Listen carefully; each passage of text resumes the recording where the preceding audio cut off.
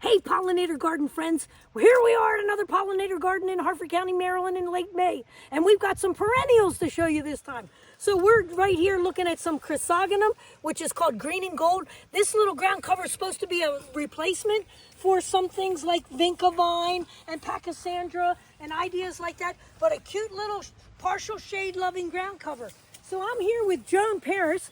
How many acres you got here, Joan? 17 acres in total. We have our gardening area is about 5 acres. So don't be intimidated. You can do this. Why did you want to start with pollinators? Well, I was a beekeeper for a long time, and I wanted to have bees attracted to my garden. And so I planted a lot of native shrubs and perennials so that we'd have lots of bees. So show the audience here your favorite, one of your favorites you want more of. This is one of my favorite. It's such a cheerful looking flower. It's the Gaillardia daisy, and it's kind of been overtaken by the yarrow, which is this lovely pink flower, which is another really nice flower, but it can be a little thuggish. Yeah, come on over here. Look, here's a new one on me. Canadian anemone. Look at these coming up.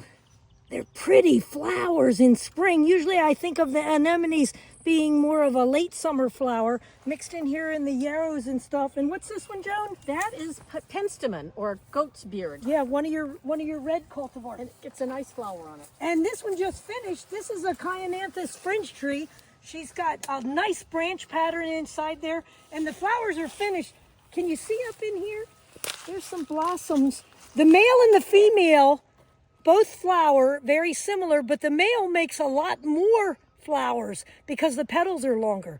And if you get the female, the female makes berries, which is one of the virtues, and the birds will eat the berries. But look at this. This is like a champion of the Harford County, Maryland. This is a Cornus alternifolia called a pagoda dogwood.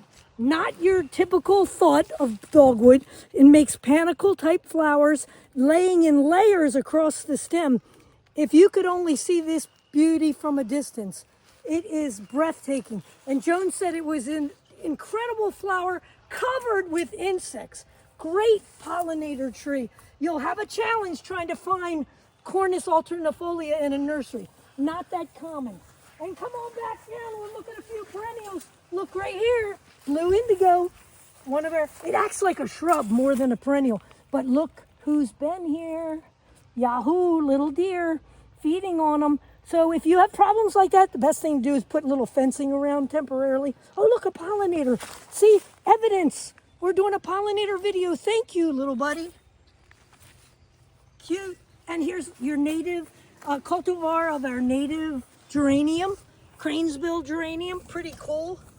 Now, Joan, you got to tell the audience about what this incredible tree is here.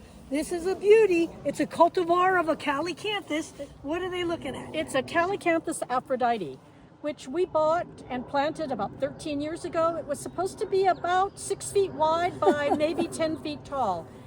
It has outdone itself. It's probably 25 feet tall now. Yeah, it's huge. It could be self-standing here, and instead it's taken over everything else that we planted in here. So, lesson learned. And what's the lesson? Keep your shrubs pruned right from the get-go and try and train them to stay within bounds. Yeah. So these programs are all offered to you through the Master Gardeners. So we have Baywise certification that you can receive, as well as this certification for a pollinator garden in a partnership with Grow Wild. So contact us if you're interested in getting a pollinator garden going.